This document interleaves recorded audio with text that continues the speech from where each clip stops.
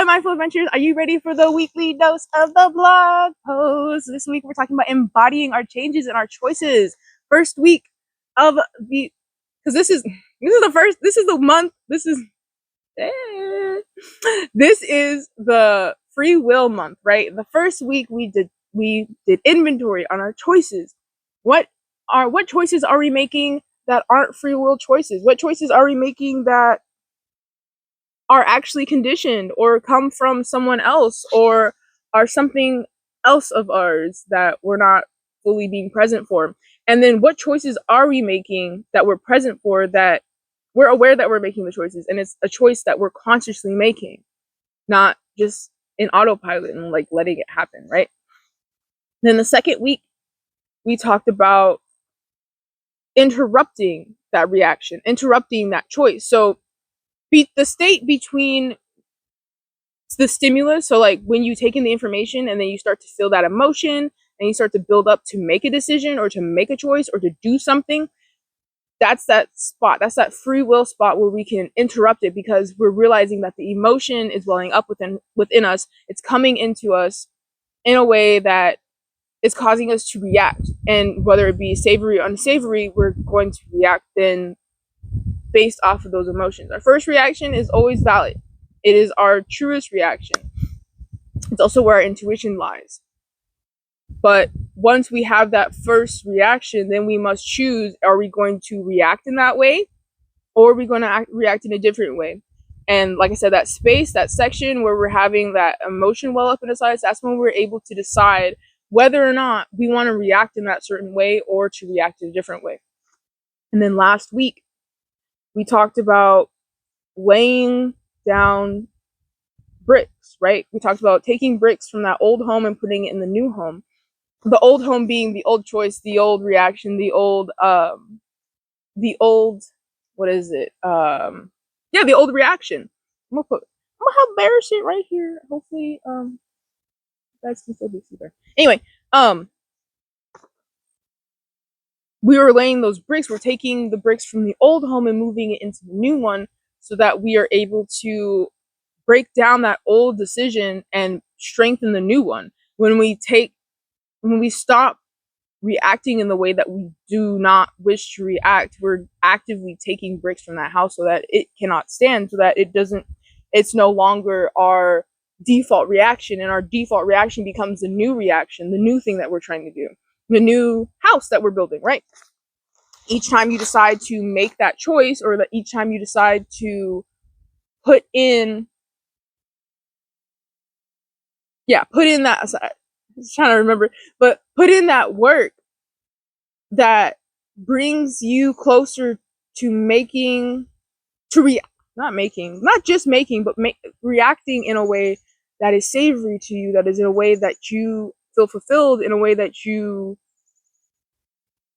can live with yourself, right? Because I mean, really, we're just trying to behave in a way that we can live with ourselves, right? And be fulfilled.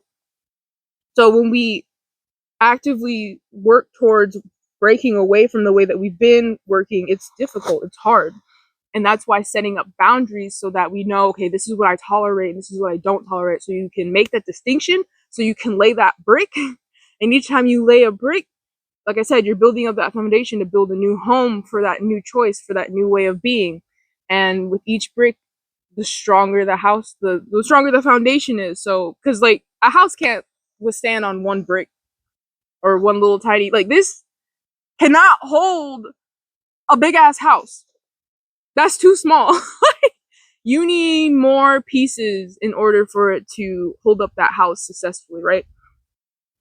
So those boundaries are what those bricks are, or what the pieces, what begins the building for you, so that you can, like I said, build the life that you want to have and have that life.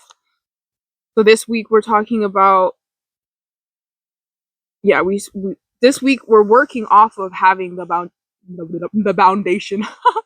This week we're working on having the foundation already set, and basically working off of that to build the rest of the house, right? Like we got the foundation, now we got to build the walls, we got to put the drywall and insulate, put the insulation and put the walls, electrical, plumbing, insulation, drywall, and then you can sand and paint and all that stuff, right? But we still, like I said, we're with the foundation. We need the rest of the house.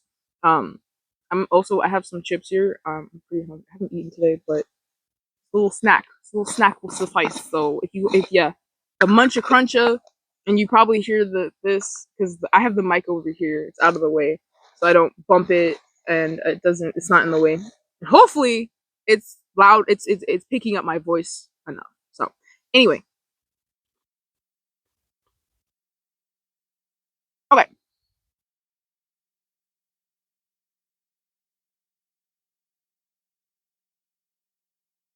all right.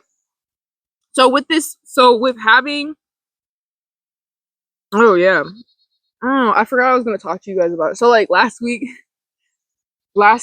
I was dealing with some difficult things, and I remember just wanting to like bang my head on the wall because it was frustrating, right? This is an old response of mine, right? So back in the day when I would get really really upset, I didn't do like self harming in the way of cutting. I did self harming in the way of like hitting myself, or like not like beating myself up, but I mean like head banging. Like I'd hit my head on like something, or and it wasn't like all the time. It was just sometimes when I was like really frustrated because it just helped where I punched something, right?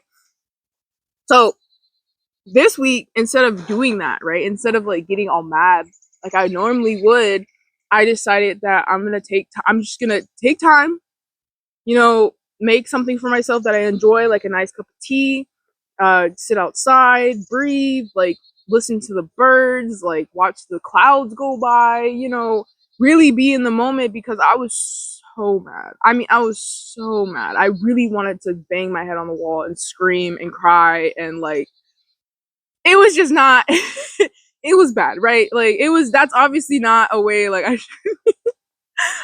should reacting to unsavory stimuli. I mean, that's how a child react, right? Well, I mean, I never really had like an opportunity to express myself in that way. So now that I'm an adult, it's like I can do that, but it's also just like I don't want to do that. Like that's not something I want to do. Um, I would like to be more sophisticated with how I handle my aggression and irritation. But yeah, I didn't break, right? I didn't break from my boundary of like when I get overwhelmed, when I get worked up, I need to take myself out of the situation. I need to take a step back. I need to go outside. I need to ground. Like right now, I'm sitting down. Like I know it's the last week I needed to ground. I still need to ground, so I'm just gonna sit and do this video because it just needs to happen. Like I need to like reconnect, right? But basically, just saying like I didn't retreat, right? I didn't. When I retreat, I didn't retreat from like that boundary that I set for myself, that when I do feel upset, I need to like take a step back, go outside, breathe, maybe go for a walk, which I did do actually. I did go for a walk that day. It was a nice walk. I enjoyed it. Um, I had fun. My dog had fun too. So it was a good walk to clear my head. So that's just like, I mean, that's something that I've been like working on for years. And finally I'm to a spot where now it's like I feel like I want to go do that thing. But while I'm having that feeling, I'm like, okay, no, hold on, take a step back. There's other ways we can handle this, and I go and handle it that way. So, right. And so there's a bunch of other examples I have, but that's one, of embodying that choice that I decided to make. Instead of being a hothead, instead of being like fucking hard headed and an asshole. It's funny because the timer just said 1, 2, 3, 4. So clearly, this is foundational work, right? I'm doing the foundational work and I'm showing you guys it works, right? I'm not gonna sit here and tell you guys to do something. I'm not gonna fucking do it. Like that's hypocrite. Hypocrisy. There we go. It's hypocrisy. I'm not gonna be a hypocrite. So I'm going to do the things that I said I'm gonna fucking do, or things I suggest you guys do because I do them. I'm not gonna just sit here and tell you guys, fucking do as I say, not as I do. Like, no, do as I do. Like, I'm gonna show you guys this shit works. Okay, so the first part, right? What is embodiment, right? Like I just said, I'm embodying my choices, right? I just said it, right? Well, let's break it down. What is actually embodying? I wish you could see my hands. Like it's too close. but not close enough. Let me try to do that. There, now you can guys see my hands and see my legs too. I have shorts on, okay? I have shorts on, alright. Anyway. Bear's down here too. Bear's just chilling on the ground. Well, because I need to stretch. Okay. Bear's here. Anyway, so basically what I'm saying is like, so yeah, I'm talking about embodying, right? And when you embody something, it's like you basically become that thing. So like, instead of just saying like, oh, I'm gonna do this if this happens, like you don't just say that thing, you fucking do the thing, right? So on Monday, I remember telling you guys, on all the social medias, depending on which one you, I mean, it doesn't matter which one you were on, you saw the message. If you saw the message, of course. But basically what I was saying is like, if you know how you want to act and how you want to behave and how like you want to experience your life, or how you want to be when you experience your life, right? Because like we're not in control of external circumstances. That's out of our control. That's something that we shouldn't even worry about, right? Because there's no reason to worry about it. We should be worried about what we do for ourselves, in ourselves, with ourselves. And of course how we interact with other people, because you know how we behave is something that we have control over. We don't have control over we don't have control over external circumstances. So when I say like embodying the life that you want to live, I'm not saying like if you let's say you want to have, excuse me, a luxurious life and you want to live in a mansion. I'm not saying like quit your fucking job, start trying to find a job where you can make the money that you need and buy a mansion. No, I'm talking about like as you as a person, like who do you want to be when you're in that situation? Do you want to be let's just say you're not good with money. That's a common thing. And you know, when you get $1 million, you don't want to just lose it all. Like you want to be able to use it and invest it and make more, right? Like not just like I have $1 million, that's cool, you know, and then it runs out and then you have nothing, right? So if you want to be that person, you want to have that sense of responsibility, then you're going to take the time and effort to figure out how to better manage your finances instead of like just letting the shit that you used to do just be like, right? Like we're trying to become a different person so that when we do arrive in that reality or whatever reality we end up arriving in, because sometimes the things that we want are not actually what we want, right?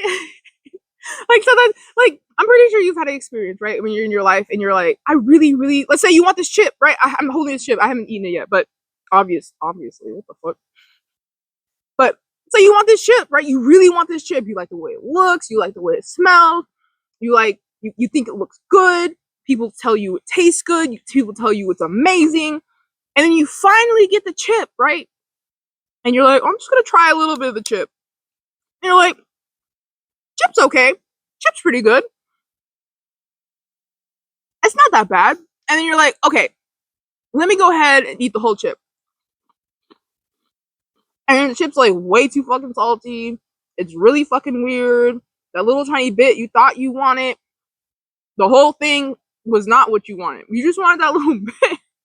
You know what I mean? So like, let's look at it from that perspective, not like other people. This is all about you, right? We're not talking about other people's opinions and other people's inputs here. We're talking about you, what you want, and what you desire for yourself in your life. Of course, like I've been saying, I haven't said recently, but I do say, like, of course, if you have, you know, independent, like not independent, few dependents, people who rely on you for everything, then, you know, we gotta make some kind of compromise or figure something else out. You know what I mean? That works for both parties, so that everyone gets their needs met, and you can get your needs met, and you're not just steamrolling over your needs because you have to take care of other people, right? So a lot of people, that's why a lot of parents lose themselves. They just become parents, and then when the kids leave, they're like, who the fuck am I, right? But anywho, so yeah, like embodying is basically a neural integration. It's you already doing that thing. It's you already like, you're already the person, right? That you decide, the choice that you made. Let's, okay, bring it back a little bit, right?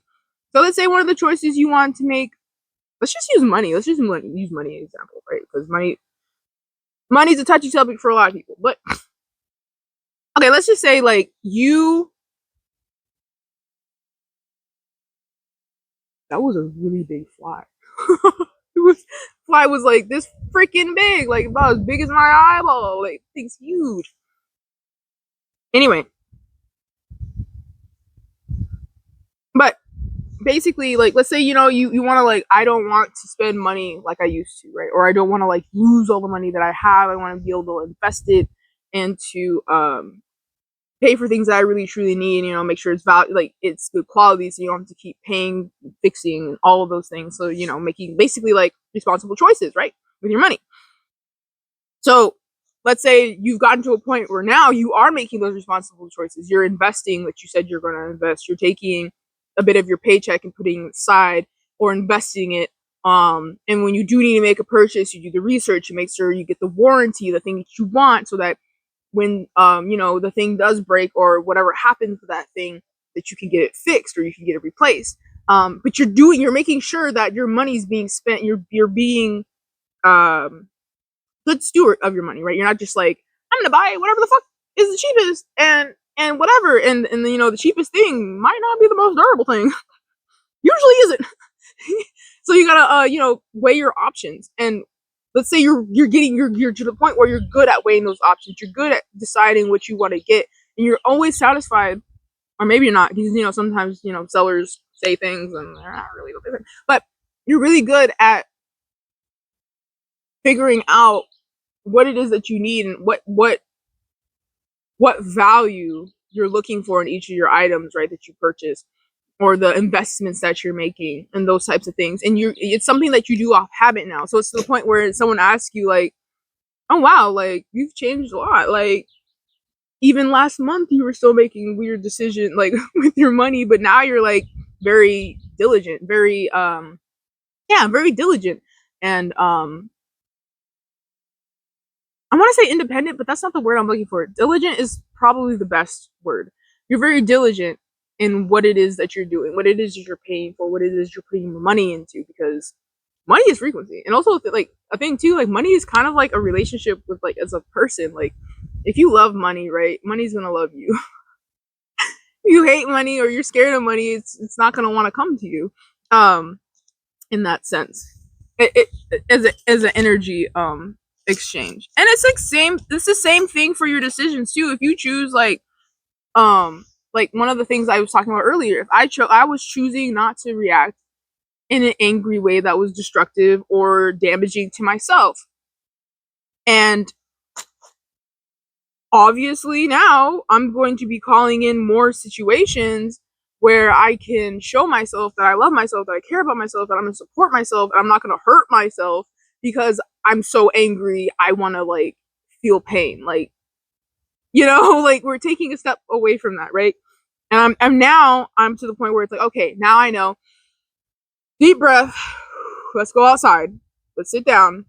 Not watch the sun, but sunset or whatever, birds, just being outside instead of being wrapped up in my head about something that I can't have no control over, or maybe I do have control over it, but at the same time, it's like the thing that has happened has already happened, so like, I can't go back in time and fix it, right? And see, that's another thing. Like I would also get upset at myself. Like if I had made a decision and I really wanted to change it, obviously I can't change the decision because it's already in motion. It's already happened. So now I have to like learn how to live with that and accept it as reality or as truth, right? So now I'm to the point where that happens. Like literally, I'll be like, something's happening. I'm like, you know what? It is what it is. Because like I can't change it. There's nothing I can do about it. So I have to like keep going and just hope. Not hope, but know.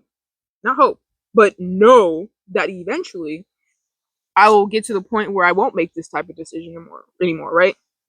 But now that I'm in the point where I know I'm not going to make that type of decision anymore, I've never got like I said, I've never got a concussion or anything like that. Or I never said that, but I've never got a concussion or anything like that from hitting my head. But hitting your head, like that's just not something you should be doing, right? Your head is precious, your brain is precious. We should be protecting our noggins.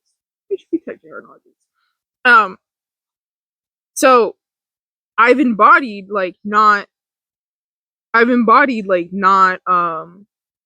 reacting to the trigger in the way that I used to, right? I'm embodying not coming at myself with hate or malice because I feel like I've done something in a way that is unsavory. And instead of like meeting myself with, why the fuck did you do that? I'm meeting myself with, you know what? It happened. It's okay. You know, we'll deal with the consequences as they come because that's the only thing I can do right now. But the other thing that I can do right now, besides just wait for the consequences as they come, is take a step and bring myself level headed, because when those consequences do come and they do happen, I need to realize that I made these decisions. These are the decisions that I am living with because I made them, right? I'm not gonna get mad at myself. I'm not gonna be like every single day, oh god, I wish I didn't do that thing. Of course, I definitely have regrets. I'm not saying I'm not a person that has regrets, that doesn't have regrets, because that would be crazy. Like, we all have regrets. We're all people. We're all human. We all wish we didn't do things that we did. So, embodying it is, instead of coming at myself with that hate. It's not really, I don't know if it was really hate, as more of just like a non-understanding attitude towards myself, right? But instead of coming to myself with that, I come to myself now with, what do you need to like feel whole in this moment? What do you need to like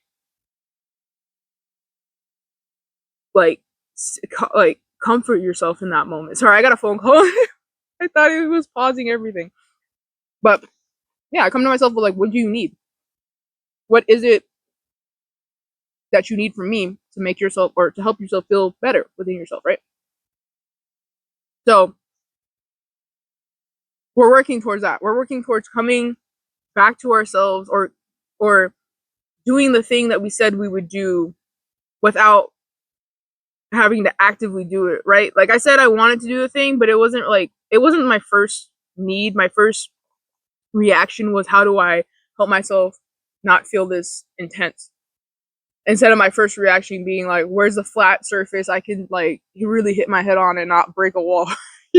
That was not my first. That was actually my second reaction, which is great because I used to be like, where's the flat surface? Bam, bam. Like, no. So yeah, we're getting to a point where it's just like instant reaction. It's your first reaction when you get triggered. So like, now that I'm not reacting to that old trigger, and when you're not reacting to the old trigger, like, how does your body feel now? Like I said, my body wasn't immediately like, where's the flattest, hardest surface I can hit my head on? My body was immediately like, hold on, how can we calm down, and how can we not like have that strong feeling or that strong urge to like hurt myself or hurt myself. I mean, like, what else am I doing really here in this situation besides hurting myself? Um, because then it becomes like your mind and your body is like, all right, we don't want to react in that same way anymore. We want to do this now, because our body keeps score. Like, literally, I know there's literally a book, I haven't read it yet, but literally our bodies keep track. Our soft tissues will remember traumas and things of that nature. So that's why when you might not think about something, or maybe something's like locked away in the memory, right? But your body still remembers. So when something similar happens to that thing that triggers you, even if you don't know what it is, your body will react in that certain way because it remembers that certain stimuli. It remembers that thing that came up that caused you to feel that way, right? That's what a trigger, specifically a body based trigger, like body. Well, I mean, your body's gonna react, Uh, so when the mind and the body, right, are on the same page, you know that the connection is now so strong that even if you're in a situation where it's like, it's the same type of it's more stressful situation, right? But it's the same stimulus and it's the same like reaction that you would usually give, that you're not going to do it anymore because your mind and your body are like, okay, no, we don't want to do that anymore. We want to do this. So like, literally, from instead of going to that old house, we're going to that new house because the old house is falling down and it's not very helpful anymore. Like, it's literally, we see it for what it is. It's no bueno. This new house is better. It's working for us. It's helping us become better, healthier, more balanced human beings. So that's what truly embodying is when your mind and your body are like on the same page, which is such a blissful feeling because you don't have to struggle as hard with your mind's like, we have to do this thing, and your body's like, no, I want to do the other thing. Like, it's a thing. It's true. It's a thing. It happens. Like, we get wrapped up in our reactions and things of that nature, and sometimes we override the thing that we know is good for us or that we know is better for us because we're scared to like actually do it because we're not sure what's going to happen when we do it. And that's like what is it called?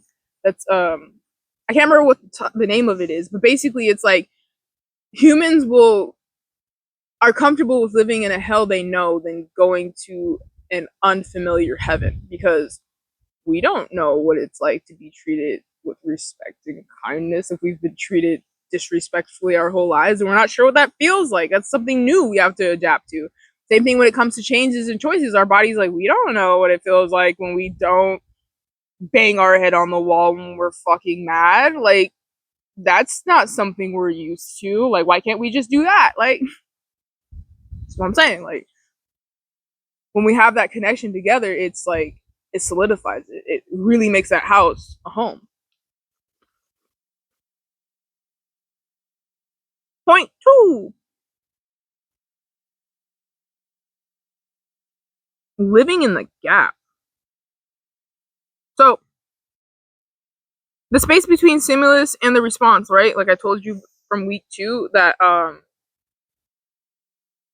free will section, that part where we can choose whether we want to react to the same way we have been or react in a way that's better for us. That's where all of our power is. That's where luxury. It is a luxury because you have that space to decide what it is you're going to do. You have that space to decide if that's going to be something that you want to do or something that you want to continue doing. Are you going to come over here or are you going to... My dog's going to join us. What? Just come sit down. Okay. Lay down. Yeah. It's okay. Okay, well, he's just gonna be my arm thing while I scratch my armrest. My arm thing. Huh. My armrest while I scratch him.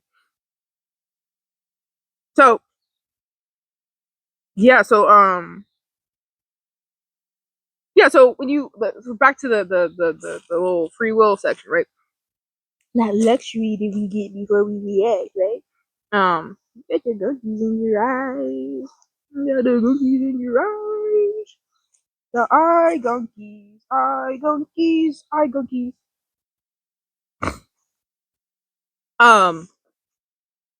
Yeah, in that space, right? That's where you can like find like,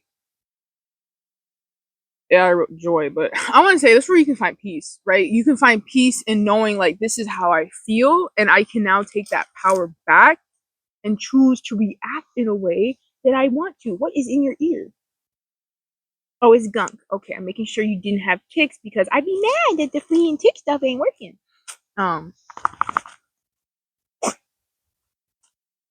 But thank you. Be a distinguished gentleman on camera, please. Okay. He's gonna immediately go to. Yep. Anyway, hey.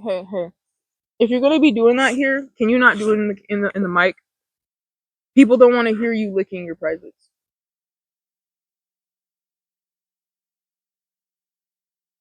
I don't know what the fuck that was. He's like, I didn't do anything. Anyway, here, take this.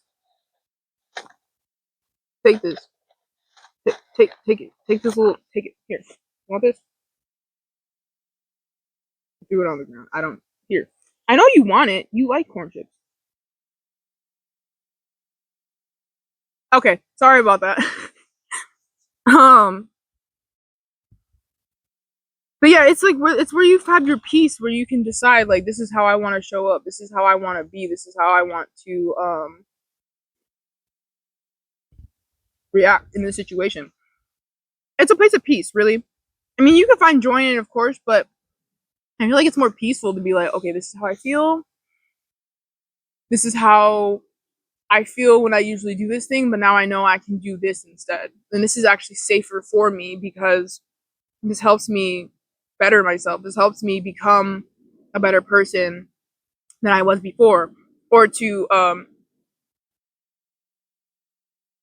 encourage yourself, because it could be like not even just you're trying to become a better person. Maybe you're just trying to like encourage yourself to be more firm or to trust yourself better, right? And when you uphold these boundaries and when you uphold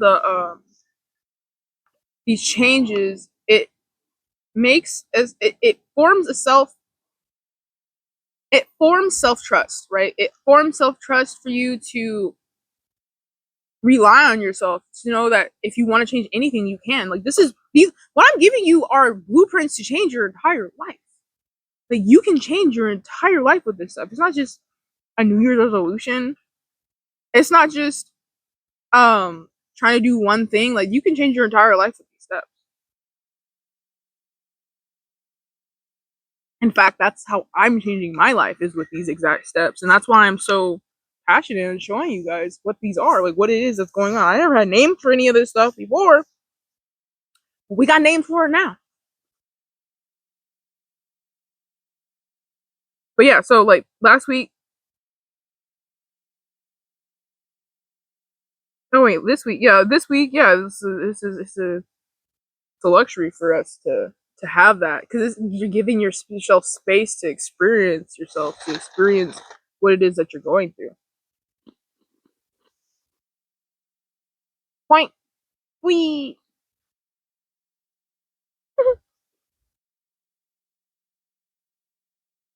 So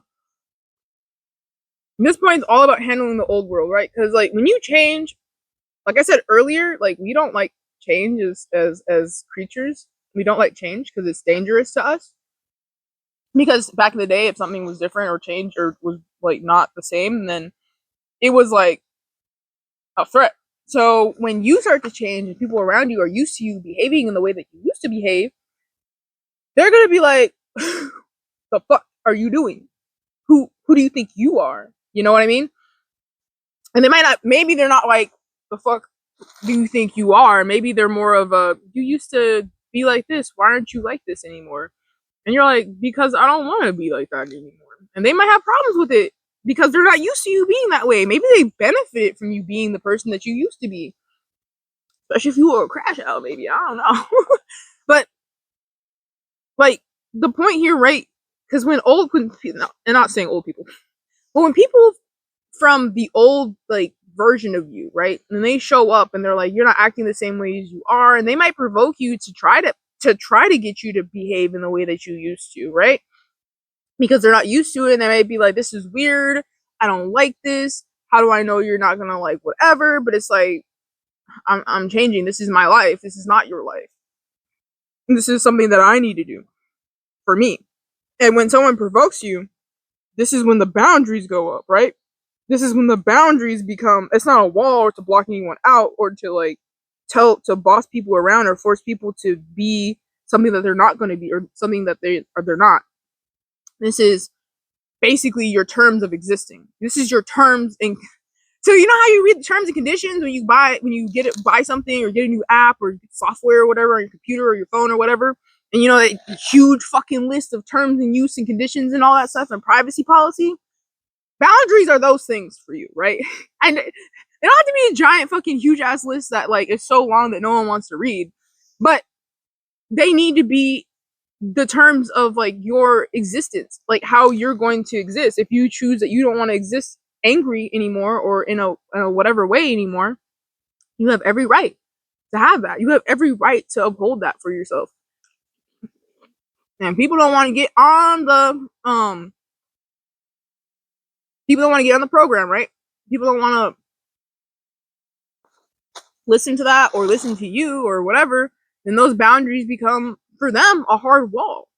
They become something that they can't penetrate because this is something that you're setting in place for you, so you feel safe enough to become the person that you decide to be and to make the choices. And if those people, another thing, like too, like I know a lot of people like feel like when you do the boundaries, you're like defending yourself. I mean, you are defending yourself, but you're defending yourself in a way that like you're defending yourself in a way that's like this is who I want to be. This is who I deserve to be. I have every right to become a different person if I choose to, right? I have every right to be the same person if I choose to. If I decide not to change, I have every right to do that. But if you're here, I'm assuming you want to change. So when you want to change and you want to do those things, you're basically telling everyone, not just like that one person that may be pushing you, whatever, that this is who I am. This is what I will and will not tolerate. And I will not exist outside of that, because if I exist outside of that, then I'm denying myself of the joy, peace, and tranquility that I want for myself by making these changes for me. So, like, you're not fighting with the person, right? You're just occupying that boundary. You're like, this is my boundary. This is how it is. He must have saw like a mouse or something.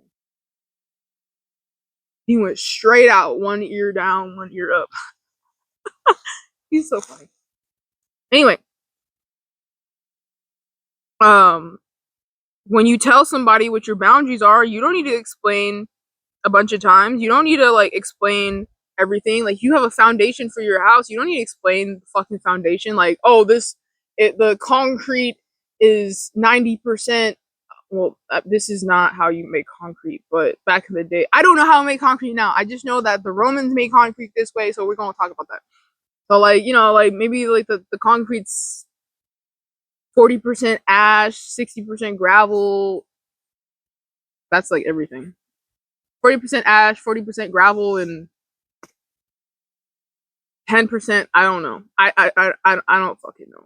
20% something. I don't know. But anyway, like, you don't have to tell somebody like what it is, what it's made out of, why it's there. Like, it's obvious that this is something that you're enforcing. This is something that you're desiring. You don't need to explain, like, especially if you've already been like, here, this is the foundation, which is the boundary. This is the boundary. If I feel about you, right? Not about them. If I feel, and you don't even have to tell them, but you can be like, if I feel like I want to, my example, if I feel like I want to bash my head against the wall, then I will take a step back, go outside, and breathe. And if I can't go outside, then I will leave the room, find a quiet place, and breathe. And then after that, do things that I enjoy, whether that be doodling or going for a walk if I can, or maybe doing some yoga, a little bit of movement, listening to music, something to help you decompress and decompress and like let that out, so you're not holding it in your body, because like I said, your body keeps score. It's going to hold on to that emotion, that feeling, especially if you don't let it pass or let it exist and like let it have its own room. Then it's gonna it becomes toxic. Not kind of, it does become toxic. So when someone comes at you and they want you to act the way you used to, just be like, this is my new terms and conditions. If you don't want to agree to the terms and conditions, then I don't have to be here, or you don't have to be here, depending on the type of relationship. And I'm not saying like block everybody out that immediately off the bat disrespects your boundaries. No, I'm talking about for people who keep disrespecting you over and over. And I mean, I don't know how many times you let people disrespect you, but I'm just saying, like, if people just keep disrespecting your boundaries after you explained it to them 2 times, 1, 2 times, 3 times, I feel like it's too many. At that point, it's like, no. Now you want me to change my boundaries so that you can come in and do what you used to do, and we're not doing that. I'm not letting you have the same relationship that you used to have with me, because I'm not that person, and we're not doing that anymore, right? Then you start cutting people off. But like,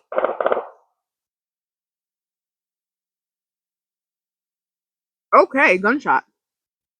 But then that's I'm saying, like, that's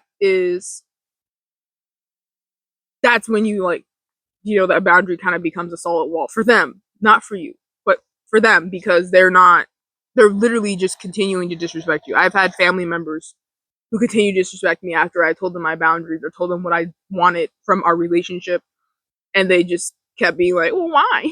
Why? Okay, we're done. That's why. We're done. We're done now. Because I've my entire life until I got old enough to set my own boundaries, and by set my own boundaries, I mean like really realize what it is that I want to do and who I want to be. 20 plus years.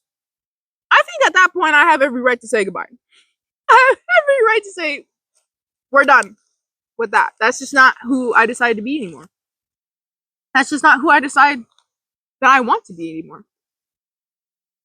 So when you're handling the old world, handling not older people, but like people from your old life, right? Or the old version of you, just tell them, hey, these are my boundaries. And hopefully they respect them and they uphold them and they're respectful to you. And of course, if they're not, that's when we need to figure out something. You can either be like, hey, if you cross, because you know your boundaries, especially if they're non-negotiable boundaries, because like we have different types of boundaries, right?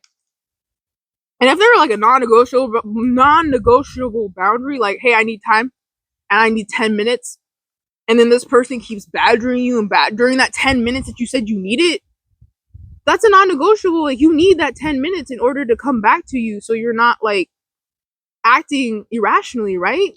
You can't just let people just come and disrespect that time. Like that's time for you to come back to you so that you can do the thing that you need to do, so you don't show up acting crazy or just showing up acting in the way that you used to, that you don't want to anymore.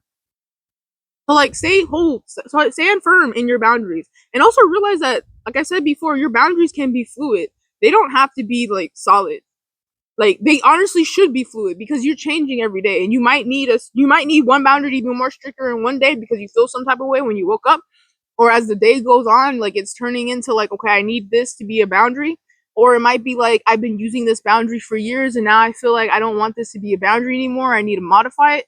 Then you have that. So don't look at boundaries as walls, as absolutes. These are things to help protect you and things to help create a safe space, but they're not like something that needs to basically become like a choice you want to have to recalibrate, because then again you have to go through the whole process again, figuring out or maybe you don't need to figure out because we know that you set the boundary, right?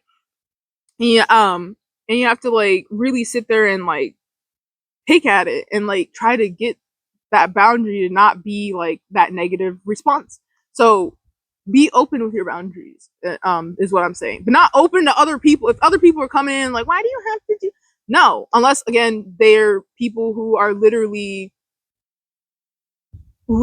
dependent on you for everything, then different things need to happen. But for people who are not wholly dependent on you, like to shit, piss, poop, and live and breathe and all that nice stuff, those people who aren't those people, those people need to get on the program, right? I don't care who they are. They could be your mama, your dad, your sister, your brother, your grandma, your grandpa, your aunt, your uncle, your cousin, your nephew, your neighbor, your co-worker, some customer that keeps coming into the store. I don't know, right? It could be anybody. So keep that discernment, keep your wits about you, and also just realize like sometimes people do need a couple times to like realize, okay, this is okay. So you're for real, right? Of course, if they're being disrespectful about you're for real, then it's up to you. But anyway, I'm gonna step away from that because I can talk about boundaries all day. I need to make a video on boundaries. Actually, I might make another video. I might make a whole month next year dedicated to the boundaries or something. I don't know. If my face looks puffier than it normally is, it's because I'm having an allergic reaction to something. I'm not sure. But I started breaking out eczema on my face, and it's awful, and it's painful, and it's not as bad now that I'm taking an allergy pill, which I thought was I didn't know why I didn't think it was like related to allergies. It's always been related to allergies before. But anywho, I just don't know what the fuck was on my face to cause it to do that. All right. Sorry about that. reel it back into the conclusion because we're almost done now, right? So